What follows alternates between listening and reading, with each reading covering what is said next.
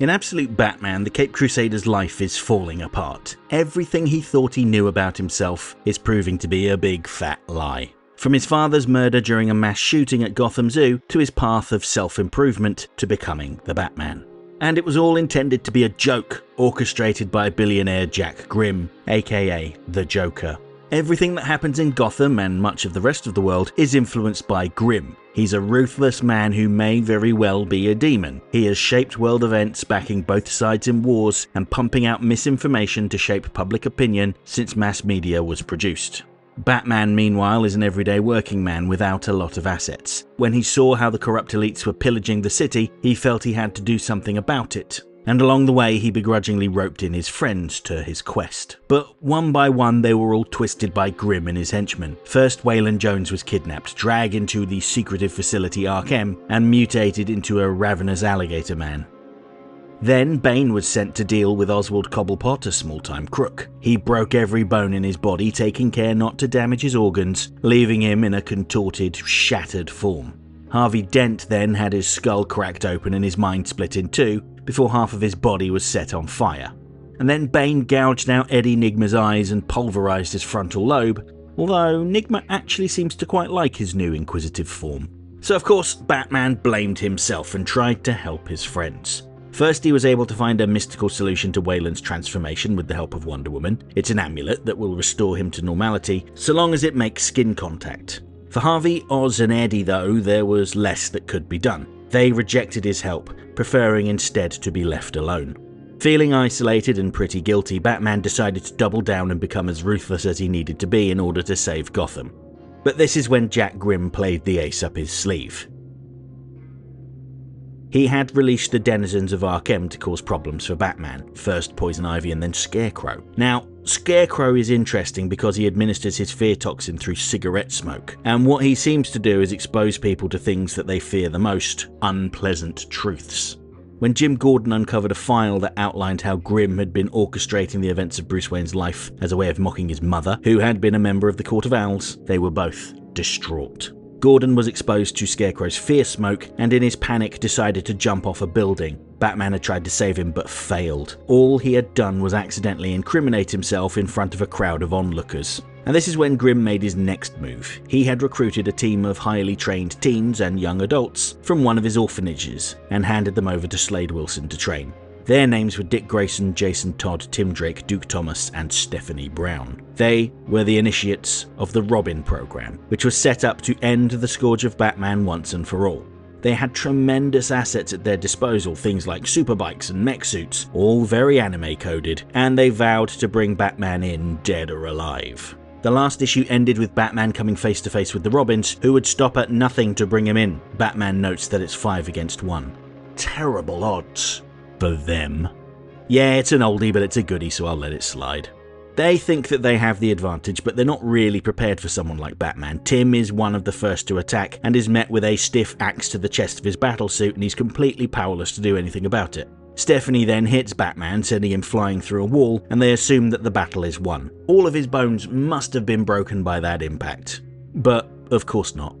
With some coordination from Slade Wilson, they realise Batman has a team supporting him too, so they try to cut him off by detonating an electromagnetic pulse. Yes, this does the intended task. Batman can't hear Alfred and Harley in his ear anymore, but let's be honest, they were probably just a distraction for him. He was always going to do whatever he wanted anyway. By the way, looking at my channel's analytics, I can tell that 60% of my viewers are not subscribed. So what are you waiting for? If you're enjoying this video, hit the subscribe button. As advanced as their tech is, there's clearly some disconnect between the team though. While Robin 1, Dick, is focused on the health of all involved, which is appropriate given that he's a medic, Jason is more concerned with battering Batman and, in trying to capture him, ends up shooting a building down.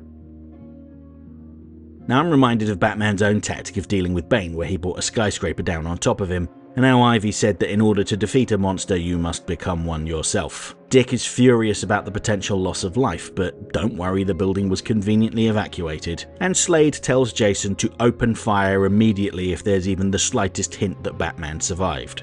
Given that Jason is the Red Hood in the mainline universe, a vigilante that isn't afraid of killing bad people, this is appropriate. But it also shows us how he skews towards Joker's mentality, and I am 100% certain that this won't end well for him. Anyway, with Batman down and seemingly out, the Robins head in, but they're not the only ones to strike.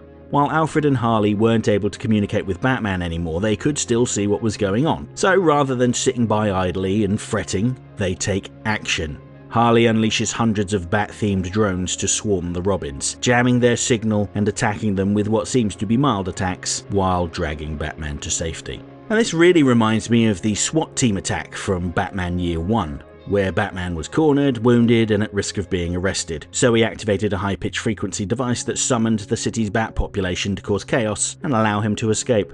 If you haven't picked up on this already, I enjoy it when Absolute Batman makes references to other Batman comics and shows, so this scene worked nicely for me.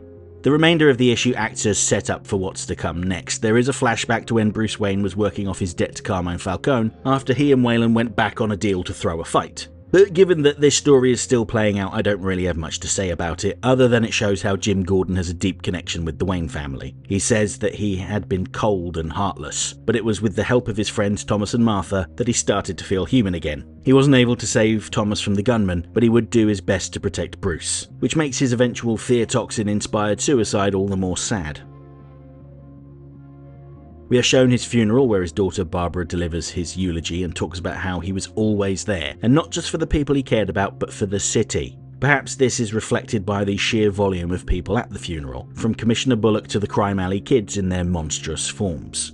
Even the Robins show up and say that they're going to take down Batman in Gordon's name, although Barbara makes it clear that her father would not approve of that in the slightest. The key thing to take away from this conversation is Barbara saying that she has lost faith in the law and how she and her father believe in Batman. The Crime Alley kids also hold their own memorial for Jim Gordon, flinging lit matches at a book of matches to see who can set it alight. They had done the same thing when their friend Matches Malone was killed by Mr. Freeze's germs, so this seems to be a bit of a tradition for them. This is the first time that the four of them have all been together in a while, and they discuss the elephant in the room. What are they going to do about Bruce? Wayland argues that now more than ever they need to double down and support each other. They may look different and people may call them by other names now, but deep down inside they are still the same people, Wayland argues. Although Oz thinks that they are monsters now and they should act appropriately. I'm reminded of what Bane said to them before he brutalized them, saying he was going to help them achieve their true forms, and I'm left wondering if he meant turn them into villains or if he meant to put them through hell and force them to come out on the other side stronger than ever. And that remains to be seen. The final scene of the issue cuts to Bruce at his day job on top of a skyscraper that's being built. His boss brings by a group of investors to show them how their money is being spent, but Bruce is vacantly staring out into the distance. He only comes out of it when one of the investors waits for everyone else to move on and then approaches him. He introduces himself as Jack Grimm, and he is very glad to meet Batman. Sure, Bruce's whole existence, all the pain he's gone through, was originally a joke, but Grimm loves what Batman's doing and wants him to continue. He explicitly says that he wants their game to continue forever. When Batman tries to stand up to him, Grimm reveals his true face and the shock almost makes Batman fall to his death, but Joker grabs him by the wrist and pulls him back up, telling him that he doesn't get to decide what happens to Batman, that's his choice to make. He can envisage Batman's full potential, and he's going to do everything in his power to make sure he lives up to it. And we're shown the transmutation and plasticity sector of Arkham, where a pool of mud starts sculpting itself into Batman.